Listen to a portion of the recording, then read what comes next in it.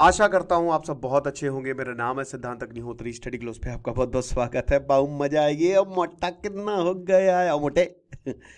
Well बहुत ज्यादा यार। मेरी तो अभी तोंद निकलने लगी थी तो मुझे तो दोस्त तोंदुआ तोंदुआ कहने लगे थे। दोस्त ना हो तो क्या ही मजा है। दोस्त की वजह से आप वर्कआउट करते हो। खैर मैं अभी बहुत ही नॉर्मल बॉडी वॉडी बना ली मैंने। लेकिन बात इतनी सी है कि जो मोटापा है वो बड़ा डेंजरस होता है मेरे भाई। सारी बीमारियां इससे होती हैं। लेकिन लैंसेट कमीशन ने कुछ ऐसा छापा है। उन्होंने कहा है जो देखिए लैंसेट एक जर्नल है, एक मेडिकल जर्नल है और किसी का ड्रीम होता है कि हमारा रिसर्च पेपर्स में छप जाए। तो इन्होंने एक रिसर्च जो निकाली है वो बहुत ही कुछ बताया है, चौंकाने वाली चीजें बोली हैं, रूल्स बताए हैं मोटापे के बारे में। हमारा साइकोलॉजी ऑफ मैनिफेस्टेशन की कोर्स की क्लास जो है वो कल से शुरू होगी। मैनिफेस्टेशन के पीछे का क्या साइंस है, लॉ ऑफ अट्रैक्शन कैसे काम करता है, ये 10 टॉपिक्स से हम आपको समझाएंगे। किंजल मैम जो हजारों बच्चों को ट्रेन कर चुकी हैं वो आपको बताएंगी। तो कोर्स को आप अवेल कर सकते हैं। तो यहां पे Lancet diabetes and endocrinology commission ने एक नई डेफिनेशन निकाली है।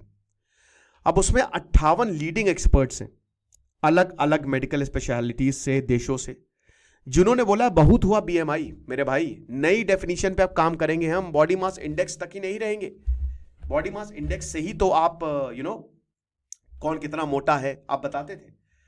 आपकी वेट है अपॉन आपका हाइट, उससे डिवाइड कर दो। अगर 15 से नीचे आया तो पतले, 15-20 में तो ठीक ठाक, 20 से 25 के बीच में मतलब ठीक है बॉर्डर पे हो, 25 से ऊपर तो मोटे हो, 30 से ऊपर तो बहुत मोटे हो। बीएमआई होता था। इसी से ही हम नापते थे ना कि कौन कितना मोटा है। नई मेडिसिन आने वाली ओज़ेम्पिक, खाओगे मोटापा दूर, GLP-1 रिसेप्टर को टारगेट करेगी, है ना। और जैसा कि हमने बताया कि मोटापा काफी ज्यादा डेंजरस होता है। बहुत सारी बीमारियां, आपकी हार्ट की बीमारियां, आप सांस नहीं ले पाओगे, स्लीप एपनिया हो गई, लंग्स हो गए, दिमाग हो गया, एंजाइटी हो गई, मतलब सारी बीमारी पेट और मोटापे से ही होती है मेरे दोस्त। तो अभी तक बीएमआई हम यूज करते थे पूरी दुनिया में, लेकिन अब जमाना बदल रहा है। जैसा कि हमने बताया कि 18.5 से नीचे अंडर वेट हो, 15 से नीचे मानो आप, बीएमआई 18.5 और 24.5 के बीच में बढ़िया होता है, मस्त, बेस्ट। लेकिन 25 से 29 में आप ओवरवेट और 30 से ऊपर तो आप ओबीस हो, बहुत ही मोटे, मतलब आपको करना पड़ेगा काम बहुत ज्यादा। तो यही ही एक हमारा पैरामीटर था। लेकिन अब यहां पे बहुत चीजें बोली गई हैं, ठीक है ना। सबसे पहली बात तो यह बोला गया है, इसमें बताया गया कि देखिए जिनके पास एक्सेस बॉडी फैट है, जरूरी नहीं है उनका बीएमआई 30 से ज्यादा है। यह आपने अक्सर देखा होगा कि उनका बॉडी फैट ज्यादा होता है लेकिन वेट उतना नहीं आता, ना ही हाइट उतनी होती है, तो उनका बीएमआई कम आता है। लेकिन स्टिल उनको हेल्थ कंसीक्वेंस तो देखने को मिलते हैं, बहुत ज्यादा दिक्कतें उनको होती है। अब कुछ लोग जिनका मसल मास अच्छा खासा होता है, उनका वेट ज्यादा होता है, उनका फैट नहीं होता है, वेट ज्यादा होता है। वो 30 से ज्यादा आएंगे, उनकी हाइट भी ठीक है, वेट ज्यादा, क्योंकि मसल है ना भाई। अगर आप मसल गेन करते हो तो आपको अपने फैट को मसल में कन्वर्ट करना है, वो तो आप और हैवी हो जाओगे। तो भाई वो 30 से ज्यादा है और बहुत हेल्दी है, तो उनको क्या कोई इंटरवेंशन की जरूरत है? नहीं भाई। कुछ लोगों का एक्सेस बॉडी फैट होता है बट नॉर्मल ऑर्गन फंक्शंस होते हैं डे टू डे लाइफ में, कोई दिक्कत नहीं, कोई भी इंटरवेंशन की जरूरत नहीं। मैं ऐसे बहुत लोगों को जानता हूं जो मोटे हैं बट उनके ऑर्गन बढ़िया तरीके से काम कर रहे हैं। भारत का ही आप एग्जांपल ले लो, बहुत सारे जो लीन पीपल हैं उनका जो बीएमआई है वो 30 से नीचे है, लेकिन स्टिल उनका एब्डोमिनल फैट ज्यादा है। आप देखोगे वो अजीब उनका बॉडी स्ट्रक्चर है, उनका पेट में फैट बहुत ज्यादा है। 2009 की जो definition of obesity for Indians है उसमें बीएमआई जो कट ऑफ है 23 से 24.5। देखिए इंडियंस वैसे भी थोड़े मोटे ही होते हैं, राइट। ओबेसिटी के लिए 25 से ज्यादा। अब यहां पे कमीशन ने क्या बोला है, लैंसेट ने, यहां पे नई डेफिनेशन ने यह कहा है जो प्री क्लिनिकल ओबेसिटी है, ठीक है ना, तो उसने ओवरवेट कैटेगरी को प्री क्लिनिकल ओबेसिटी से रिप्लेस कर लिया बस। यानी कि जो पहले ओबेसिटी की, जो ओवरवेट की, आप हद से ज्यादा मोटे हो, उसकी डेफिनेशन को प्री क्लिनिकल ओबेसिटी से बस यहां पे इस वर्ड को डाल दिया है। लेकिन यहां पे सिर्फ वर्ड को नहीं, इसकी डेफिनेशन देखिए कि जहां पे इंसान के पास फैट बहुत ज्यादा है लेकिन ऑनगोइंग इलनेस नहीं, वो बीमार नहीं है, फैट है बट वो कंप्लीटली हेल्दी है। आप समझ रहे हो? तो अब इसमें सबसे पहली बात तो आपका कितना फैट है और आपके ऑर्गन्स का क्लिनिकल असेसमेंट होगा, सिर्फ बीएमआई नहीं। अब देखिए ये जब कमीशन कोई ऐसी डेफिनेशन को बदलता है तो इससे बहुत कुछ बदल जाता है। हॉस्पिटल फिर इसी को ही मानते हैं, तो अब हॉस्पिटल में सिर्फ बीएमआई नहीं देखेंगे, ये भी देखेंगे कि फैट कितना है और आपके ऑर्गन्स कितने बढ़िया तरीके से काम कर रहे हैं, समझ रहे हो।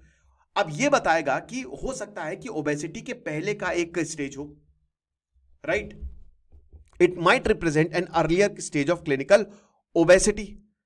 एक फिजिकल एट्रीब्यूट है, इलनेस नहीं है, मतलब एक फिजिकल एट्रीब्यूट, मतलब फिजिकल आप समझ, जैसे आप बहुत लंबे हुआ, आपका एक फिजिकल एट्रीब्यूट हो गया, तो ऐसे ही एक फिजिकल एट्रीब्यूट है ये।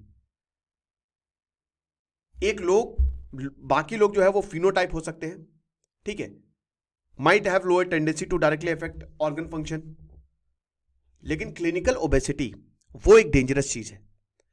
प्री क्लिनिकल में कोई प्रॉब्लम नहीं है, लेकिन कंट्रोल तो करना ही है भाई। आप मोटे हो तो उसको कंट्रोल करनी है।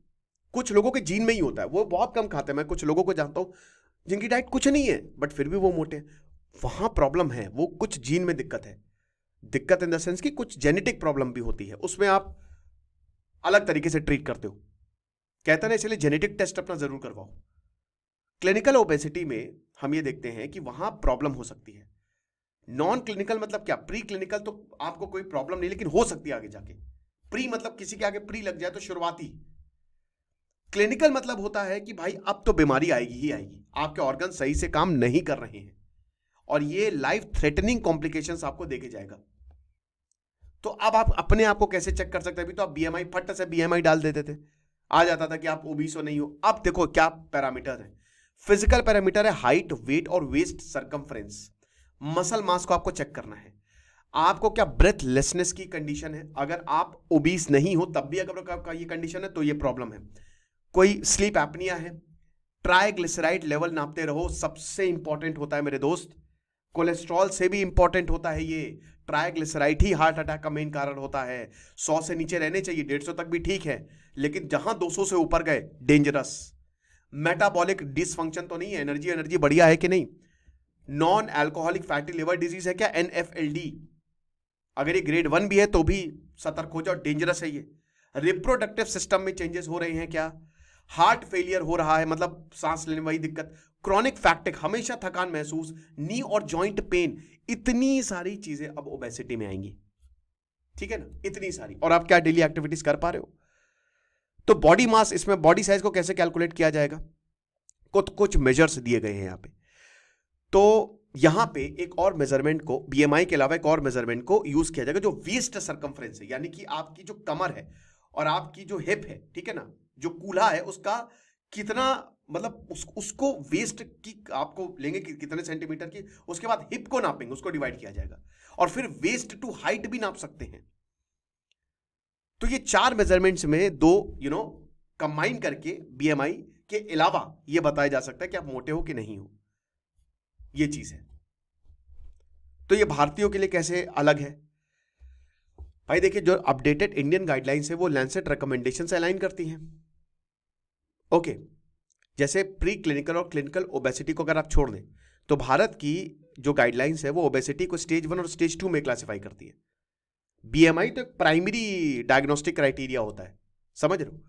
स्टेज 1 और स्टेज 2 ओबेसिटी जो है, डेली लाइफ में आप कितना काम कर पा रहे हो, ठीक है, क्रॉनिक कंडीशंस है कि नहीं, जो बताया था बीमारियां वो है कि नहीं। तो भारत ने तो पहले ही गाइडलाइंस में बता दिया था, समझ रहे हो भाई।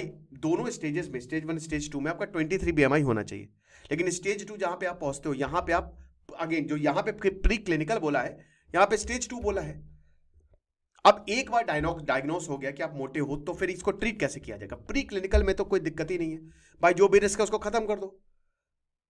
जहां से आपको लग रहा है कि मोटापा हो रहा है, देखिए कुछ पर्टिकुलर खाना हमको सूट नहीं करता, कोई इन्वायरमेंट सूट नहीं करता, कुछ तो है जो हमको सूट नहीं कर रहा है। विद्या बालन बताती है कि मैं कुछ भी नहीं खा रही थी तब भी मैं मोटी थी, फिर बाद में जब मैंने पूरा टेस्ट कराया, डॉक्टर से कंसल्ट किया, तो मुझे पता अच्छा ये पर्टिकुलर प्रॉब्लम है। तो हो सकता है, तो वेट लॉस के लिए काउंसलिंग की जरूरत हो सकती है, वेट गेन को प्रिवेंट करना पड़ेगा। लेकिन जिनको क्लिनिकल को ओबेसिटी हो, उसमें तो फिर आपको मैनेजमेंट करना पड़ेगा प्रॉपर तरीके से, क्योंकि ये तो फिर आपको अफेक्ट करेगा, आपके ऑर्गन्स को अफेक्ट करेगा। साइंस एंड सिम्टम्स को देखने पड़ेंगे, राइट।